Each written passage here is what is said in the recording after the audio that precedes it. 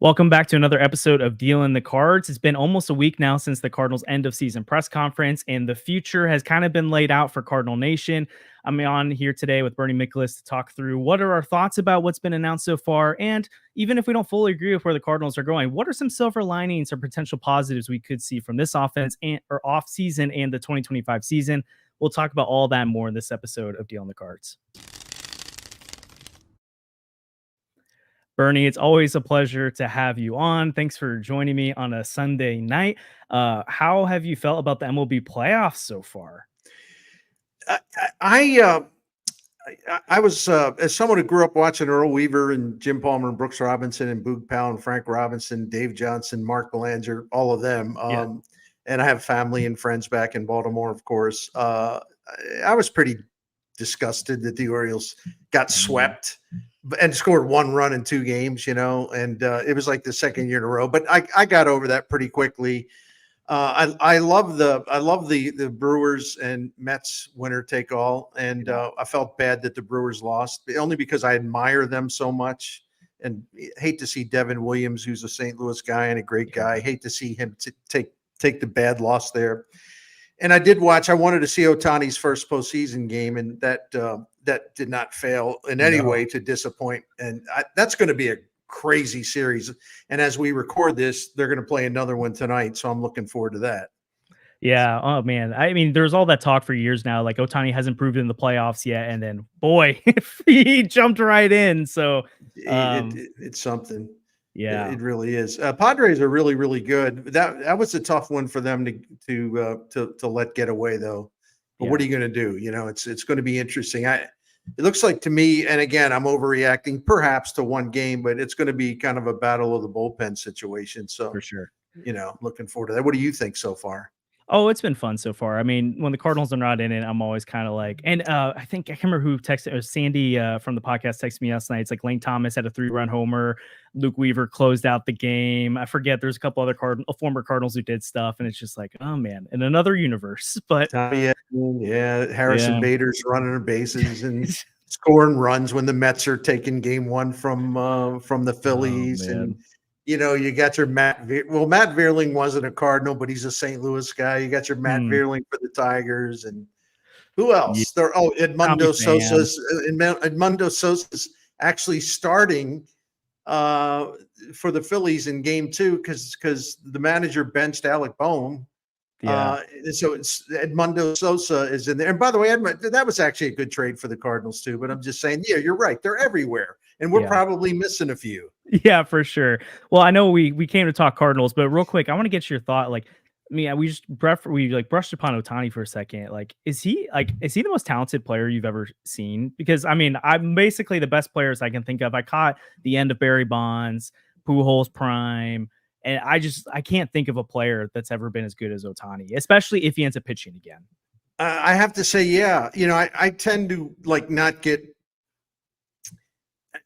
I sort of have a anti-hyperbole mechanism in my brain, where you don't want to overreact to everything. Like I always get a kick out of guys in our business, and listen, I'm guilty of many silly things, so I'm not really taking shots, but.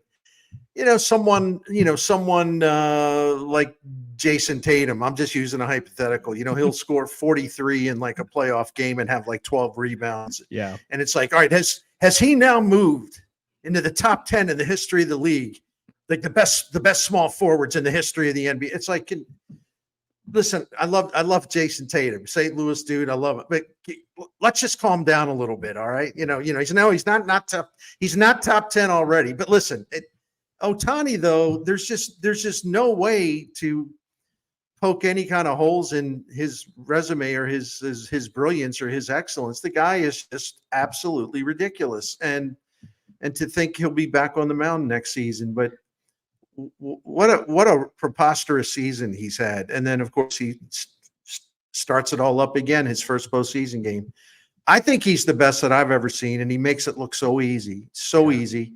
And he's doing it in an era where, players are drug tested and all that. So, I mean, those who want to kind of look for some type of stigma, you're not really going to find it with him, the PED factor or whatever. So, I don't know. He is a joy to watch. He really is. For sure. I'm usually kind of anti like Dodgers Yankees propaganda, but with Otani and Judge and the seasons they're having, I just want to see a Dodgers Yankees World Series. See the two coast teams go up against each other, and two of the best individual seasons we ever seen from hitters go head to Right. head. That'd be Right. incredible. So Yeah. And then it was good to see Michael Wacha start yesterday. He's another guy, so it's another one to name. But I'm just happy for him that you talk about a guy who's kind of persevered through a lot of things with that chronic shoulder, shoulder blade condition. There were a couple 3 times I thought in his career, he's probably done, and he just keeps pushing through, finding ways to work around that shoulder. So I'm always happy to see him on the big stage. The first time in a long time. Good for him. For sure. Was it 2013 when he won? Yeah, 2013 NLCS MVP. Man, that early Waka was something. But yeah, I mean, we'll jump into the Cardinal side of things. So again, it's been almost a week now. Tomorrow will be a week since the end of the season press conference. Again, some of that stuff we kind of expected, but there was some like clarity in terms of what Heim Bloom's role is going to be and him succeeding John Mozeliak, and then maybe a little bit more clarity about payroll going down and some of the directions of what the club is going. You've had about a week to sit on it now. How are you processing? What are your thoughts on the direction of the club going into 2025 and what they forecasted for the future? You and I were talking about this before we went on air. I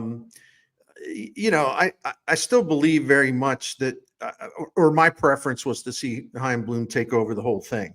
Yeah. Part of it is just because, it would just cleanse just cleanse all the bad feelings, or a lot of the bad feelings, to where people can just focus on baseball instead of obsessing over John Mozeliak. And I understand why people obsess over John Mozeliak. I've known Mo a long time, and it's nothing personal, but I'm burned out on him too. It's just, you hear his voice and you almost, break out in a rash. It's bad. However, the way my brain is wired is that, okay, the Cardinals have made the decision. I hollered and growled and barked and, metaphorically like slammed the desk about, I'd rather see Mozeliak go. But now that they've made their decision, the way I work is like, okay, I'm not going to change your decision. So it's kind of stupid to sit here like every single day and litigate all that. So I prefer to look on, okay, well, is there some value in having Heim Bloom doing the job he's been assigned to do for 2025, which is a massive job, and it's a really important job. And that is a benefit. It's a plus for what his project is, that he'll have undivided attention on that. And I was talking to some people that are really familiar with the process, and I have it on really reliable authority that this is actually the way Heim Bloom preferred to do it. Because he believes that their minor league system and the infrastructure and the instruction and just the lack of personnel and lack of facilities and lack of technology, like this is such a humongous job that he doesn't feel he could do it properly in short time to get it done in 1 year, where everything is renewed and everything is just been, kind of revived and everything is where it should be in terms of the setup. He didn't feel like maybe he could get that done the way he wanted to do it if he was trying to keep his eye on everything. And again, this doesn't mean, because I feel like I have to say this every time, or people are going to be like, you're flip-flopping. No, I'm not actually. They made the decision. I'm saying there is some benefit to the decision. And if there's nothing more important the Cardinals can do this offseason than to put in an entirely new minor league player development format that's going to put them up to speed. And it's an area of neglect that's going to be tidied up, and it's going to be, there's a renewal with it. And that's a really big deal for the Cardinals. So I'm okay with that. I'm okay with him focusing on that job.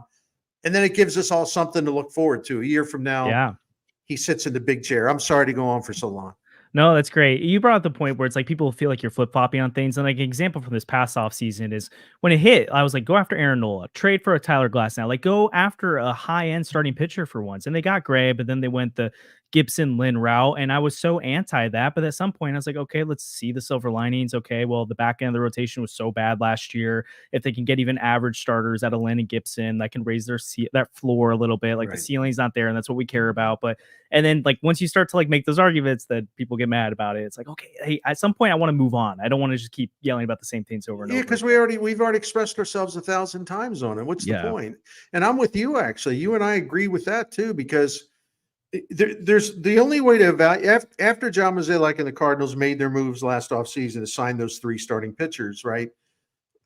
At that time, we all agreed we would have really believed strongly that they needed to have another guy who would be a strong number 2, strong number 3. They needed a higher quality person. And so maybe you don't sign Gibson, maybe you don't sign Lynn, and you go for more quality.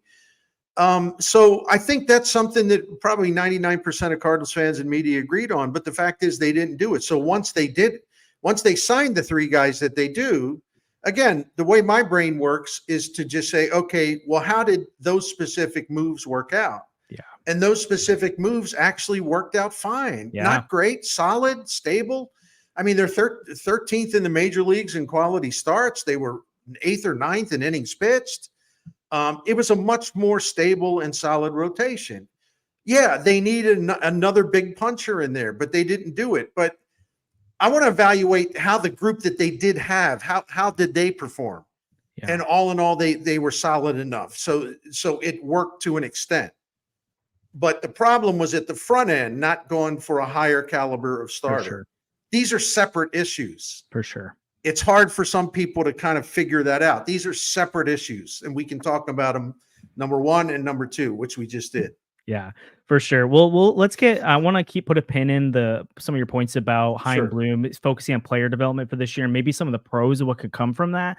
But I do want to focus a little bit on public perception of what has happened from these moves. And I think one silver lining for John Mozeliak keeping staying basically the figurehead of the front office for one more year is that we saw how it went in Boston when Heim Bloom took over there. And again, trading Mookie Betts is different than trading Sonny Gray or Ryan Helsley or these guys if that ends up happening.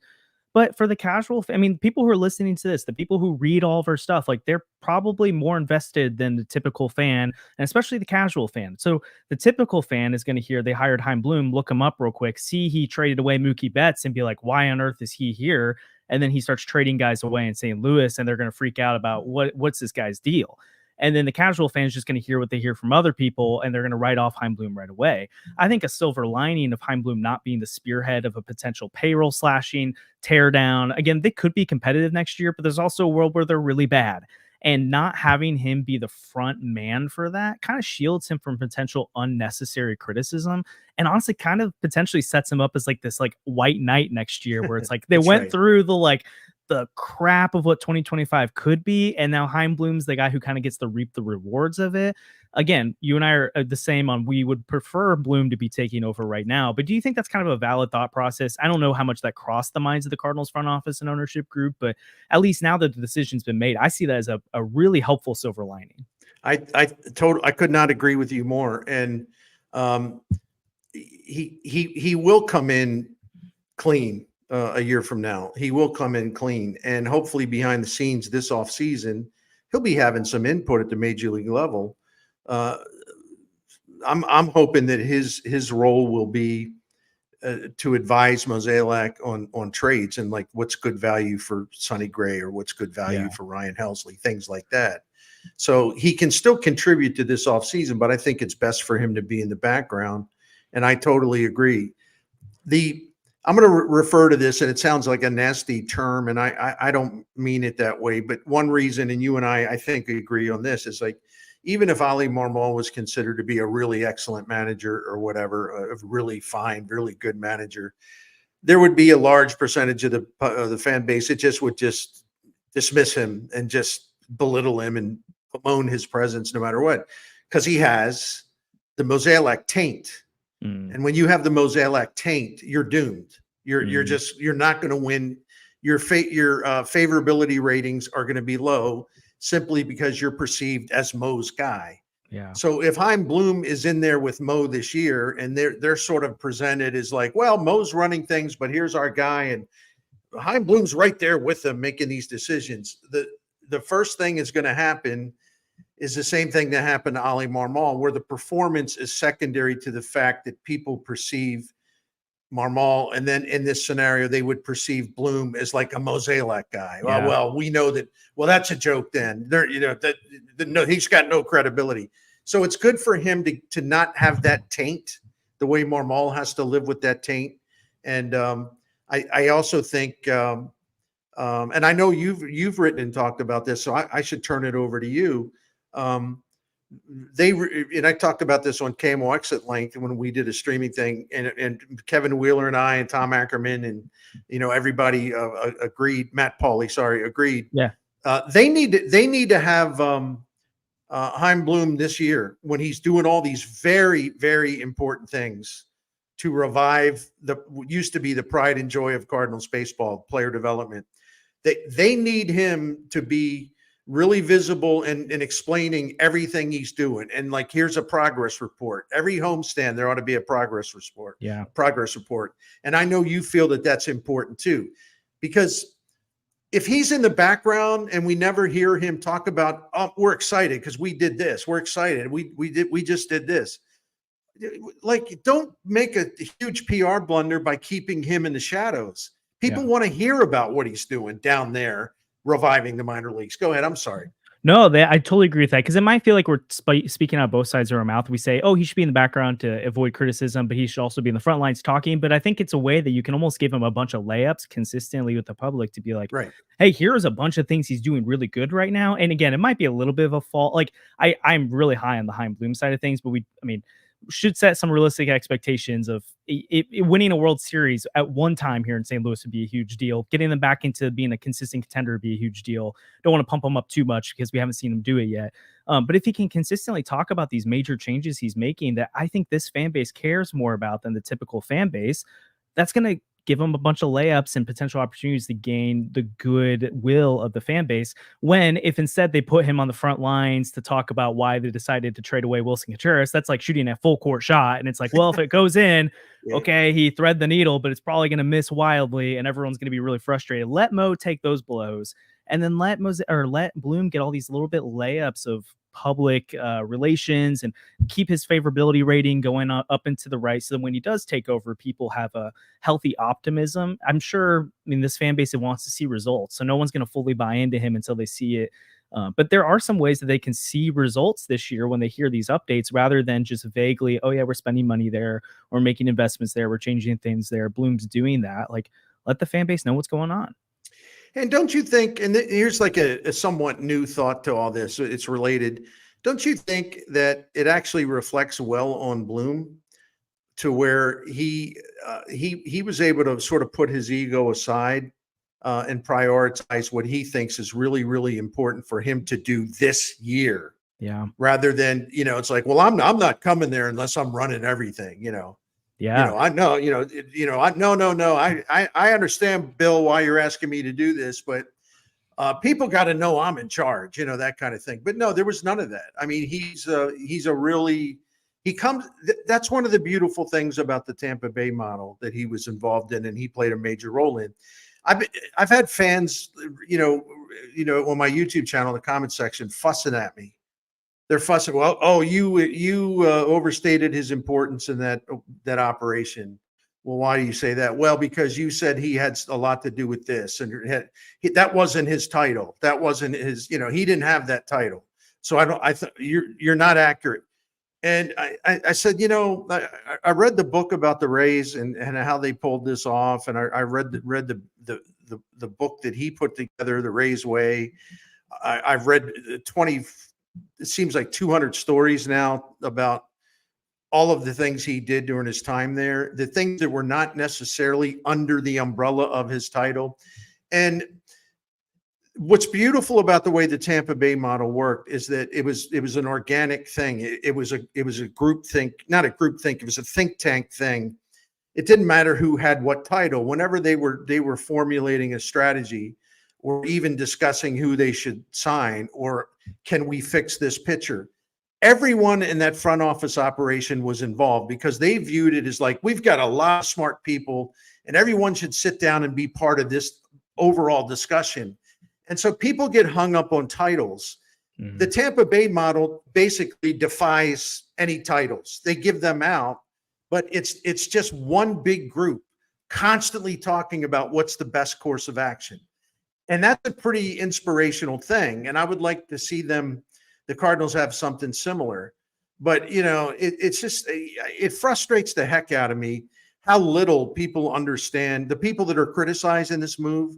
And I don't even know what's the basis for like knee-jerk criticism. They don't really even know the way he was doing his job in places like Tampa and Boston. All they know is, well, 2 last place finishes in Boston, and he traded Mookie Betts. And well, yeah, because the boss told him to. He was doing his job. The whole thing was like, you got to come here and rebuild our farm system. That's priority number 1, 2, and 3. And because we're slashing payroll, we want the Tampa Bay model. That was his assignment. That's what he did. When Mookie Betts turned down the contract offer, John Henry told him, he said, look, you got to trade him. You just got to trade him, period. And the one thing that he did, along with the Mookie Betts deal, this is one thing people forget.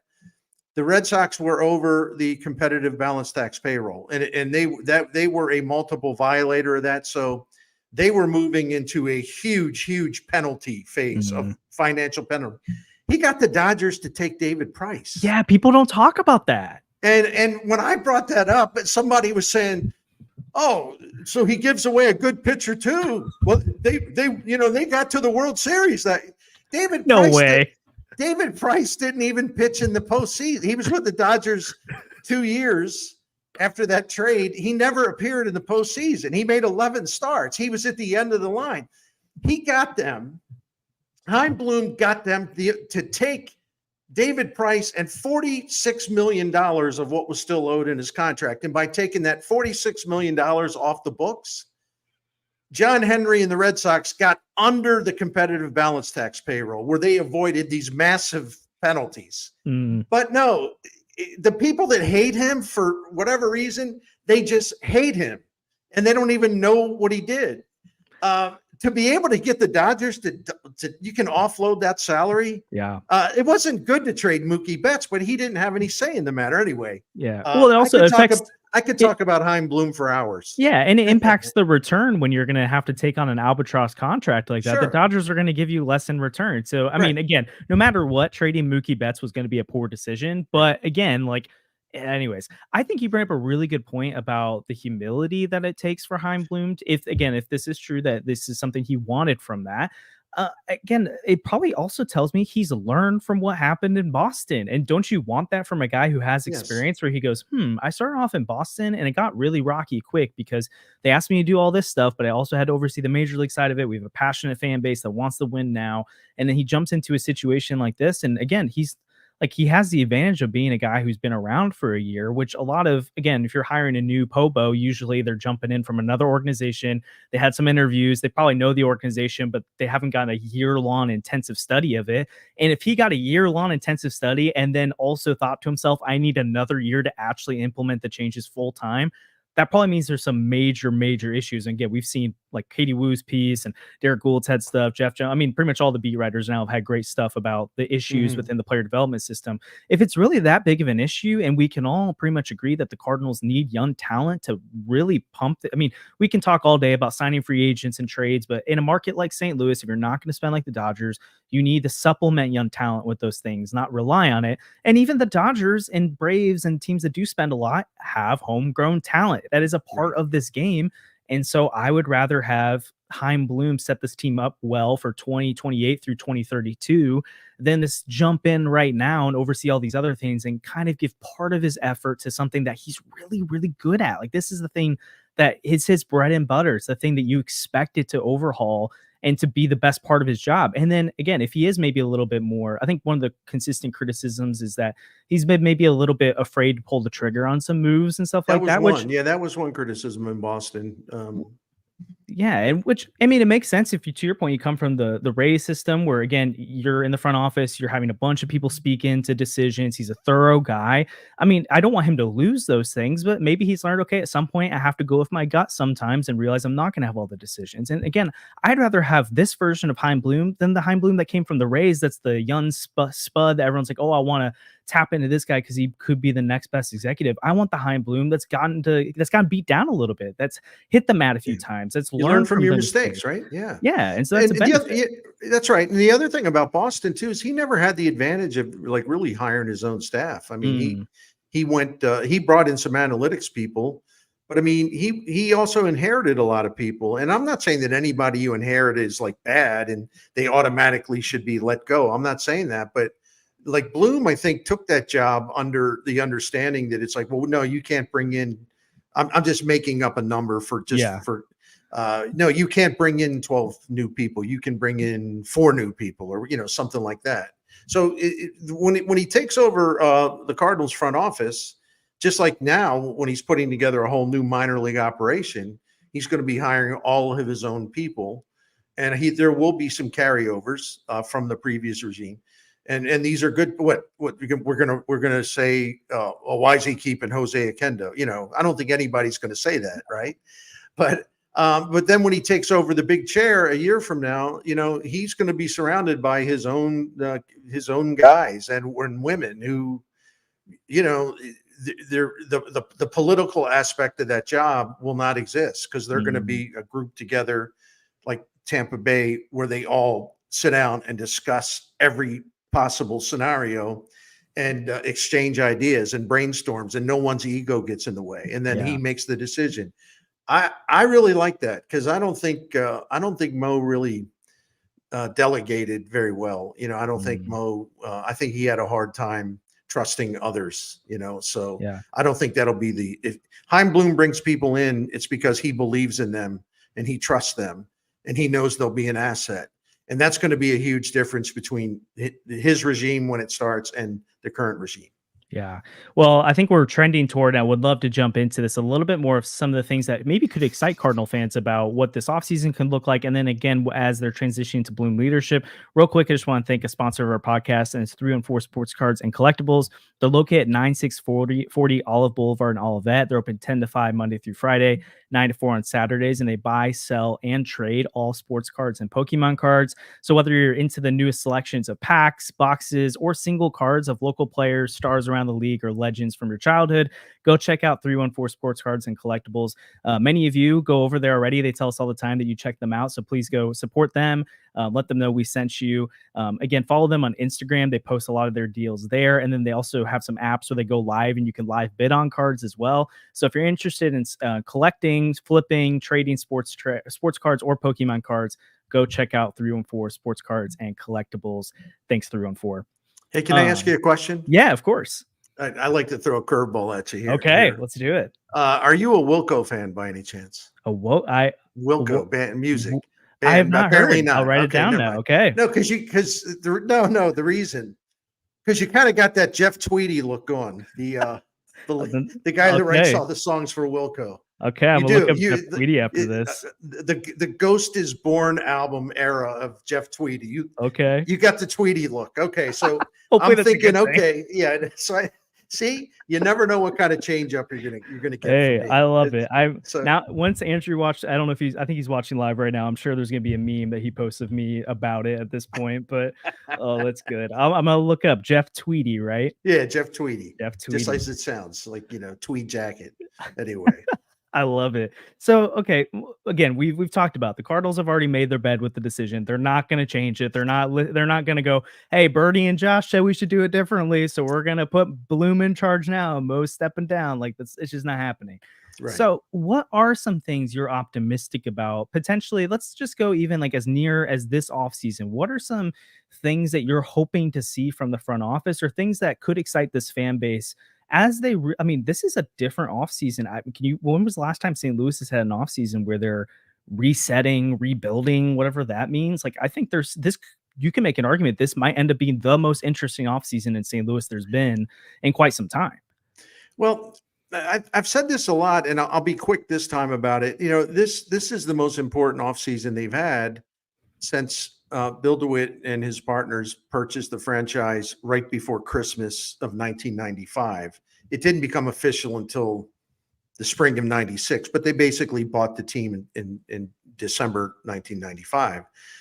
And it needed to be rebuilt. I mean, it needed a lot of replenishing, and they were very aggressive about it with Walt Jocketty going out and hiring Tony La Russa and Dave Duncan, and also just a lot of personnel moves.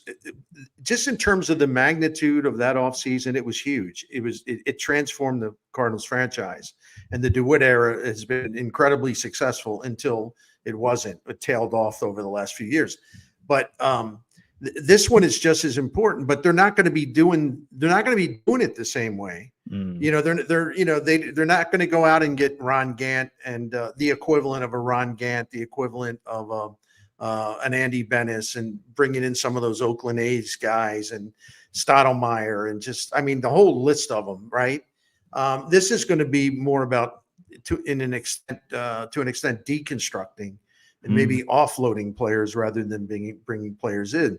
But that does not reduce the magnitude of how important it is. Yeah. Because if they deal their cards right, they could come out of this like very, very well from the standpoint this rebuild that they're entering, can actually be turned around pretty quickly, because the idea of getting, perhaps 4 or 5 elite prospects that aren't that far away from the majors is pretty exciting.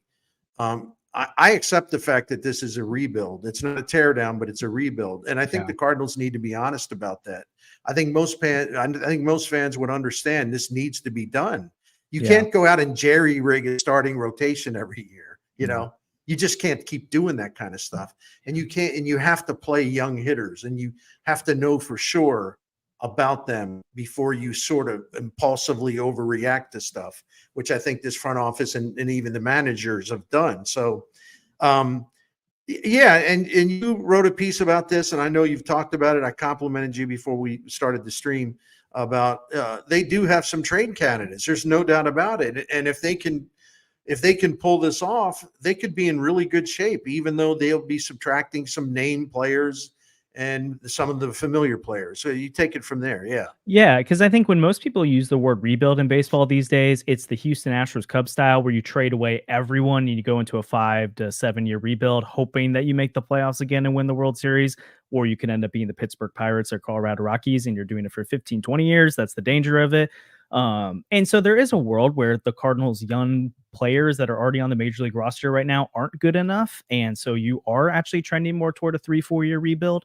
But in an optimistic world where maybe a Jordan Walker establishes himself, or Lars Newbar, I'm not saying all these guys will, but if a few of those guys establish themselves, you have a young core already on the major league roster. And if you supplement that with even more up and coming young talent that's hopefully better than that young talent, I can see a world where there's a young, like Cincinnati Reds style team where it's like, okay, you've got a lot of pieces that are interesting.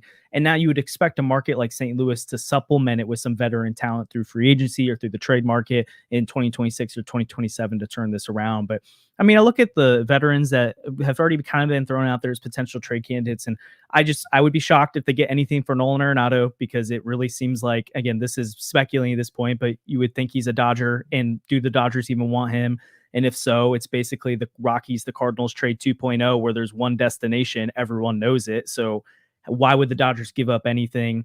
And again, he was a good player this year, but not for what he's being paid and not what you expect out of him. So I don't really think that's much of a trade. Like, you're mostly offloading salary at that point and turning the page than you are getting something in return. Maybe I'm wrong on that, but there's 4 specific names. I look at an Eric Fetty, which again, the Cardinals took Tommy Edman to go and get an Eric Fetty, and people thought the Cardinals underpaid for Eric Fetty at this deadline. They got a good deal on it. So that kind of shows you the value. I was kind of looking, and that before the 2022 season, the Athletics traded Chris Bassett to the New York Mets, and he was in a very similar situation in terms of production, contract, salary, and they got like the 5th best prospect in the Mets system plus another guy. Again, earth-shattering? No. But is that something to help a farm system as you're rebuilding? For sure. I look at a Wilson Contreras since 2022. He's the 19th best hitter in all of baseball on WRC plus. He's 8th best among all right-handed hitters.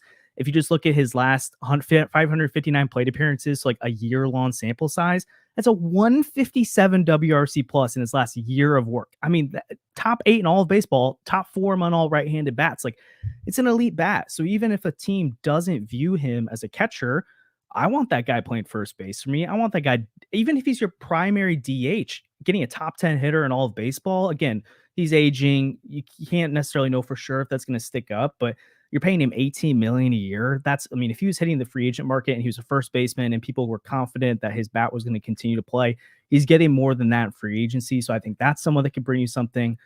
Ryan Helsley, again, Aroldis Chapman got the Yankees a top 50 prospect in all of baseball when they flipped him. Josh Hader, that was an interesting kind of package they got, but Hader was pitching really terribly at the time. So it's like, okay, what could a full year of Ryan Helsley after an elite closer season get you?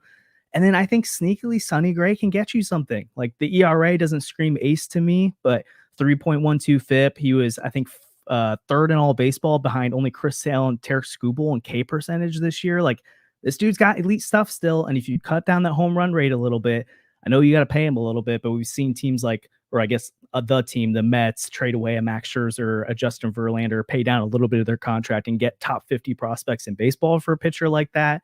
So again, are these guys going to waive their no trade clauses? That's a big question. Sonny Gray, is he open to going to anywhere besides the Cincinnati and Atlanta that are close to home? So all this is really up in the air right now, but I can see a world where the Cardinals get some good value this offseason, kind of help up their farm system a lot. And so you could see the Cardinals win close to 80 games next year with a young roster. So really the MLB like production didn't really fall off. Their farm system's improved at the same time as Heim Bloom's improving their player development. And you're going into 2026 thinking, wow, like I feel a lot better about this organization. It's been just a year. Now, obviously, that's the rose-colored glasses on side of it. There's a lot of variables. You're talking best case scenario, and it's good to talk best case scenario because that's what you're aiming for if you're the Cardinals. Yeah, and so like, are all those things going to work out? No, for sure. Like that's not going to happen. It's not as cut and dry as that. But I mean, we also see the Quinn Matthews of the world pop out of nowhere, right? And then you see the Jordan Walkers not work out. It's baseball. It's weird. But I can see a world where the Cardinals sell off some of these players this offseason, and we go into the midseason, and you're feeling really good about the farm system, and the team is playing about as good as it did the year before. Does that stuff make sense to you, or are you a little more like cautious about the idea of trading away the veteran talent? No. If anything, I'm more gung-ho about it than most. And you mentioned Chapman, and Chapman was raffled off a second time, by the Kansas City Royals when the Texas Rangers were really jumpy about, do we have enough in the bullpen to back in? And so that new regime in Kansas City, they got Cole Reagans in that deal. And listen, at the time, it wasn't anything where the national baseball pundit class where they were all going, oh my gosh, they got Cole Reagans. But the Royals knew this is why you have to have really good intel. You have to have a smart front office, and you have to know that analytics can actually be a really good friend if you know what you're doing with them. And they thought they had a potential gem in Cole Reagans, and look at how good he has been.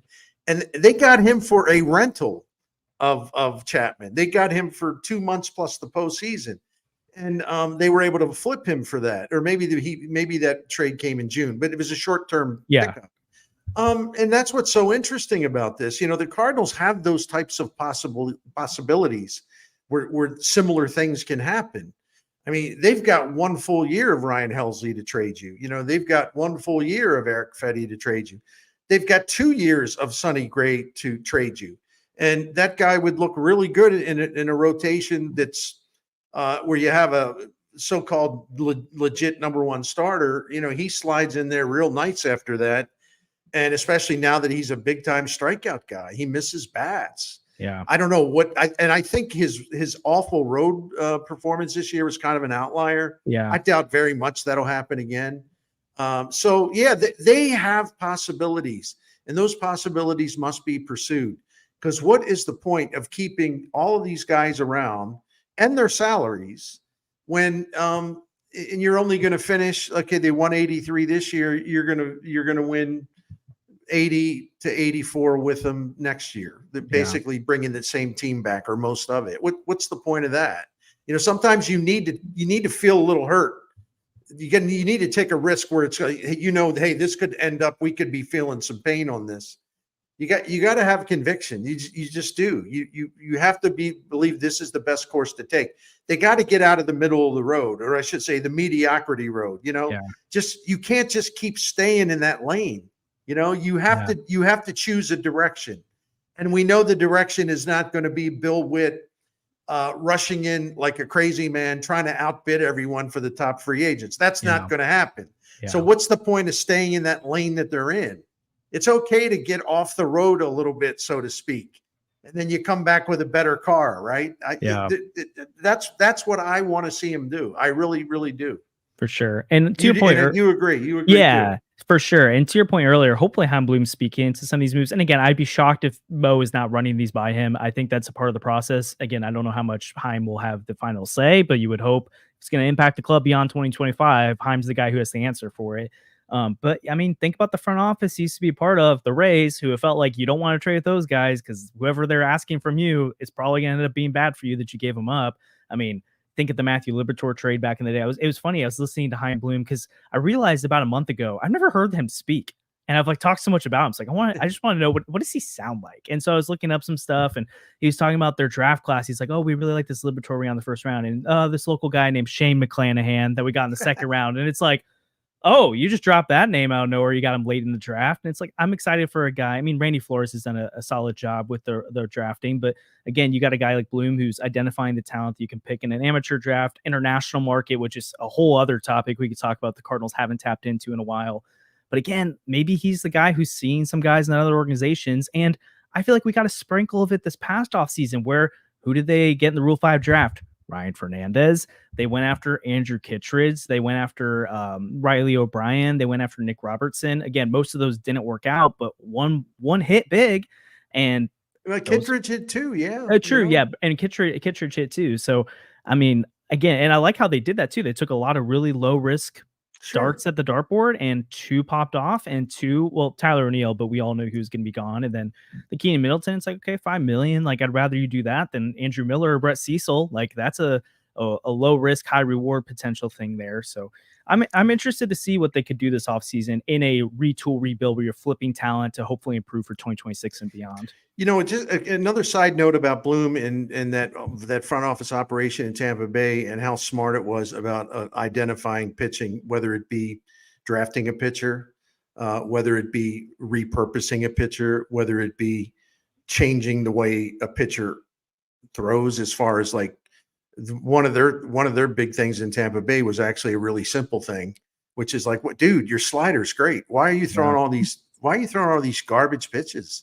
Throw your slider. They can't hit it. They told Tyler Glasnow, you throw 101 and it's nasty. It's why are you nibbling?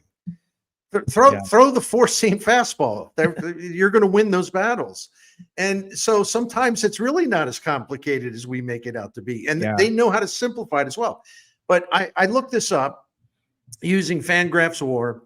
When he was a central part of their baseball operation, no matter what title he had, it was irrelevant because of the way they run their front office.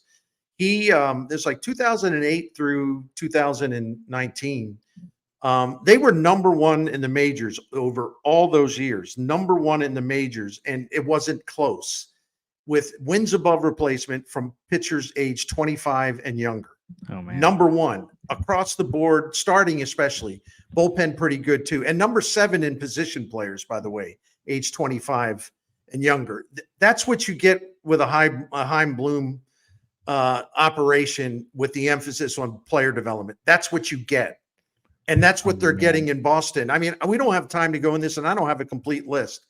But if you look at the guys who graduated to the Red Sox last season, some of their best, brightest young players that they're going to have going forward were drafted by Bloom during his regime. They have, with the number 3 farm system in Baseball America, when he took over, they were number 30, the Red Sox. And now they're number 3. And those were all his guys. And they have, I think, the second best prospect on the Baseball America number 100 list. The Red Sox had like 5 or 6 guys on the top 100. That's all Heim Bloom. Oh man. So my thing is, like, Cardinals fans used to really love the minor league stuff. They loved what Jeff Luhnow did, and no one understood it at first. They loved what he did. Bill DeWitt is fired up because he's having a chance. He sees this as a chance to him to recreate what he once created. And at a time where everyone thought, what in the world is he doing, hiring some guy out of the business world? What is he doing? You know, he knew what he was doing. He got away from it. It's disappointing that he got away with it, but now he's going to do it again. He's trying to, and he's identified a guy who can do exactly what Luhnow did, except in terms of pitching, even better. And pitching is the lifeblood. Yeah, and to double down on how he can improve such a dramatic weakness that they've had recently since 2021. Again, I wrote this back when McGreevy made his first start, so it's a little outdated, but only 37% of the Cardinals starts since 2021 came from someone they had developed. I got to write that that came through down. their system. And so that, again, it's probably, I don't know what the number is now, but I went back and looked, kind of just calculated it. And I didn't count Adam Wainwright or Lance Lynn because they're on free agent contracts. So I'm talking arbitration or earlier guys that made a start. Only 37% of their starts came from young guys. This is the crazier thing. Of that group, only 2 starters had made more than 10 starts with an ERA lower than 4. They'd only had 2 guys make 10 or more starts to them that they had developed who had an ERA under 4, and they only had 4 guys. And so those 2 guys were John Gant, crazy, and Andre Palante. And then Jack Flaherty and Dakota Hudson joined them as the only starters with an ERA below 5 that they had developed since 2021, who made 10 or more starts. Like, this seems like simple stuff that they couldn't figure out. And so if Bloom can go from this atrocity that they've had with young pitching recently to you potentially have the Quinn Matthews, the Tim Kenses, the Michael McGreevy's. Again, not all these guys are going to work out, but you have some young pitching coming up and giving you quality starts. And instead of spending $65 million on a mediocre rotation, you can actually invest in top end talent, whether it's for the rotation of your lineup because you have the young pitching to supplement it. Like, this is the kind of stuff that it can accelerate them from being in the mediocre tier of the National League to, can they get back to being a team that, like, the Dodgers are a team you just, like, whatever, throw that out there. They're not going to spend like them. But, like, can they be like the Braves? Like, that's a high standard. That's a high bar. But I loved Heim Bloom's quotes from his press conference where he talked about that the competition in the industry is just relentless and it takes boldness and humility to get on top and stay there. And I love this. He said, if you stand still and rest on your laurels for even a moment, you get beaten. I want a guy like that leading the front office who sees that they have to be on the cutting edge all the time. And once you get there, you have to keep improving, keep innovating. And that's how you end up getting back to the Cardinal way. It's not necessarily a specific style of baseball. It's, can you be the class of baseball? And they just haven't been that for a long time. And he is relentless. Again, just his approach to this new job in terms of the player development minor leagues, he just never stops. It's just interviewing people everywhere, getting recommendations everywhere. I heard some stuff about the presentation he made to Bill DeWitt when he was assigned to do an audit on their minor leagues and everything that's gone wrong. And number one, it was unsparingly candid and truthful. Okay. Unsparingly. He did not try to, like, make Bill DeWitt happy by telling him, oh, it's not as bad as I thought it. No, he laid out everything they're doing wrong and what the consequences are and what the repercussions will be. And I had someone tell me through the grapevine that it was like the most thorough presentation they've ever heard from somebody. I mean, it's like he just covered every single angle there is. He told the DeWitts stuff about their system that they didn't even know about. Like, the audit was so thorough that they just kind of sat there blown away by the amount of detail on everything, right? Wow. And the recommendations, the details and the recommendations. And this is what should excite Cardinals fans, and it won't excite some. I understand the built-in cynicism. I don't blame anyone for being cynical about this because the Cardinals fans have been misled, and For sure. they're kind of tired of the same old song and all that. But it's a little different with Heim Bloom. See, but that ought to excite Cardinals fans, because when Bloom made this incredible presentation that did not spare any criticism of how they've lost their way, the Cardinals, and all of the recommendations. So at the end of that, Bill DeWitt didn't take much time. He got back to Heim Bloom and said, whatever you need, whatever you need. And so I made this point, and this gets back to something we talked about earlier. There is a benefit to having Bloom doing this job first. Yeah. Even if we didn't like the idea, but now that's the way it's going to be. So let's just judge it on its own merits, right? Yeah. Another thing, the related note about this, it fits in what we said earlier here on the stream. Heim Bloom has got Bill DeWitt fired up again. Because what people fail to remember, this has always been Bill DeWitt's baby. I don't know why he got away from it. That's what makes me kind of mad about it, because this has always been his thing, because he grew up in the DeWitt family. His father was a general manager and an owner of the Cincinnati Reds. He would go on scouting trips. He would learn everything, talking to scouts. Bill DeWitt put in the first, in effect, database in Major League Baseball for the Cincinnati Reds, a very young Bill DeWitt. And it was not like advanced, because that wasn't available then, but he actually organized all their scouting reports, all their data, where they would have a central file that everyone could just go and read anything they needed to know. This is a young Bill DeWitt doing that stuff. So for some reason, he lost the passion for that. And I don't know whether it's because he was getting older. I don't know what it is. I don't know. My theory is he's as bored with Mozeliak as we are. I really mean that. I think he is. And I think he thought he owed it to Mo for Mo to leave on his own terms. Now, we can disagree with that. I'm just explaining the situation. Yeah. I think he's as burned out on Mo as we are.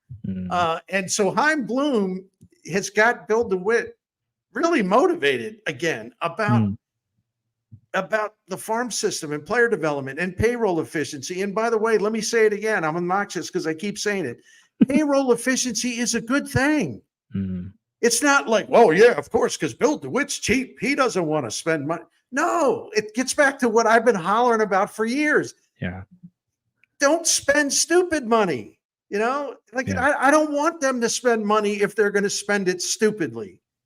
So why would anyone want that? But if payroll efficiency means you have enough coming through the pipeline, it'll keep costs down, by the way, and then you can make shrewd, targeted signings of free agents. You can be a lot smarter how you put a roster together. That's all that means. It's not because he's a cheapskate. If you liked what Jeff Luhnow did, you will like what Heim Bloom did. But the only bonus is that Bill DeWitt didn't need to be motivated, because he was the one that went out and got Jeff Luhnow. This time, Heim Bloom sort of made his pitch. Hey, Bill, I can help you. And now Bill DeWitt is like all fired up again, because this gets him back to what he likes most: player development, payroll efficiency, to build that kind of model. Yeah. And that's another thing to consider. And you know what? It won't be. And whoever watches this, there's going to be half the people laughing at me. Oh, listen to him. That sounds like he's parroting the company line. No, I'm not. I'm way beyond that, because I've been pretty tough on Bill DeWitt. But I know he is excited by Heim Bloom. I don't think he's been excited by anything in the front office for a very long time, which is kind of an indictment on why he stayed with the front office. For sure. And kind of circling back to the beginning, like hopefully he has the wherewithal then to put Bloom in front of people to get them excited about what he's excited about too. Like if he's really like, I'll pay whatever I need. And especially if you're someone who's listening who thinks the DeWitts don't want to spend money, if you believe that, and now he's excited as possible to revamp player development, then we need to hear what this Bloom present. I mean, they're not going to give us the presentation, but what the changes they are making would be. And we could go on for different days talking about this, but I just kind of want to real quick to get on the payroll efficiency thing. A question again, no one can predict the future on this, but I think a fair criticism I've seen from people, because there's some that'll say, okay, sure, they can dip payroll for 2025, but I think there's a fear and concern that the Cardinals will then be like, oh, now we're comfortable being a low teens, early 20s payroll market team, rather than spending in their weight class a little bit more, maybe around 10th in baseball. And again, to your point, like if they have the 20th highest payroll in baseball and they're winning World Series, who cares? I would much rather have that than they're outspending everybody and winning 85 games. And the Mets look good right now, but they're the Mets of the past few years.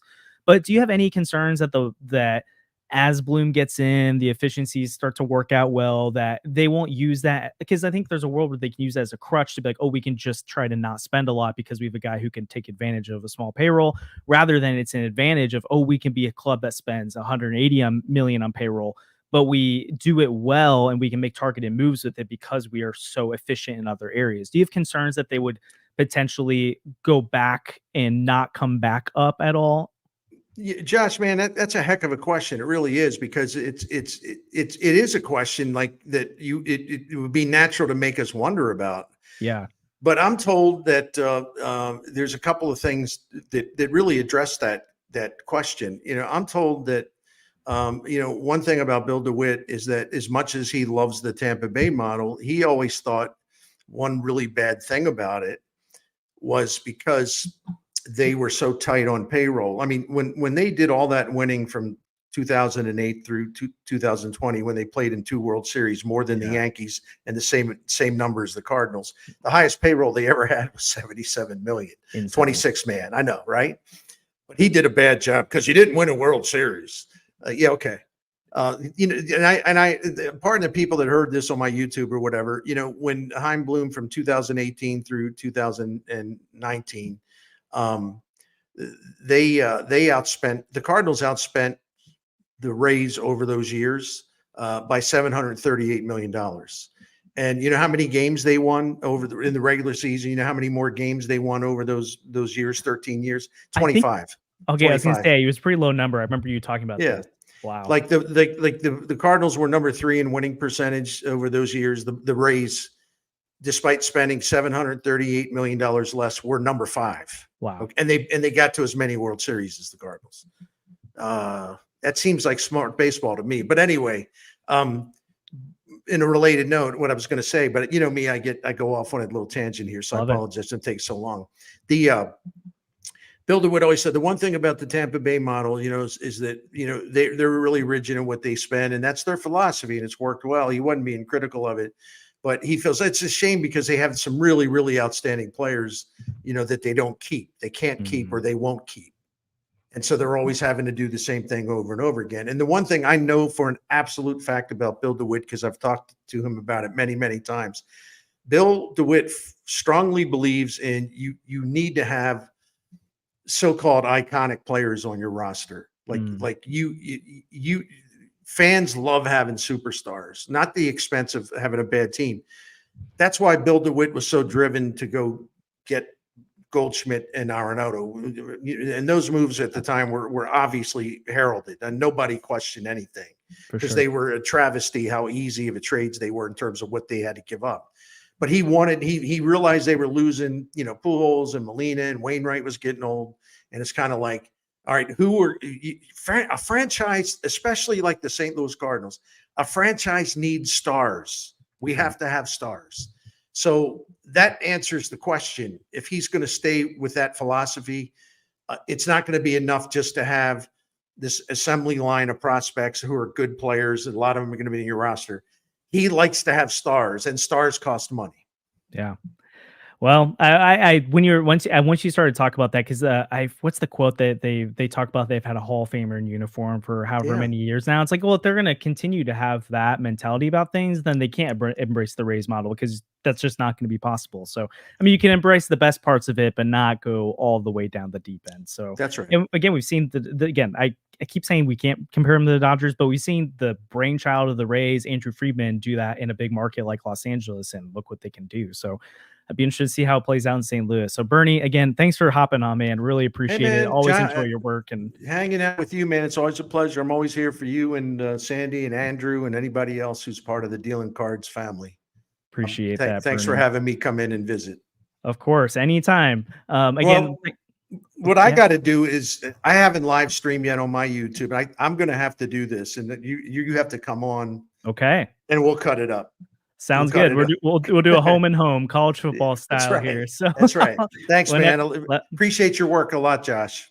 Thank you, Bernie. Again, thanks for tuning in tonight. Really appreciate it. Or if you're watching later, like and subscribe. It helps the channel out a ton. Again, we go live twice a week, and we should have a prospect podcast coming out on Tuesday with Kareem and Sandy, which those have been really fun to start out as well. Kareem's awesome. Let me say that again. All right. He is. He's great. So been really fun to have him on as well more often. And so again, really appreciate the support, everyone. I'm excited for what should be a pivotal offseason for the St. Louis Cardinals. Bernie, great talking to you again tonight, and we'll see you next time on Deal on the Cards.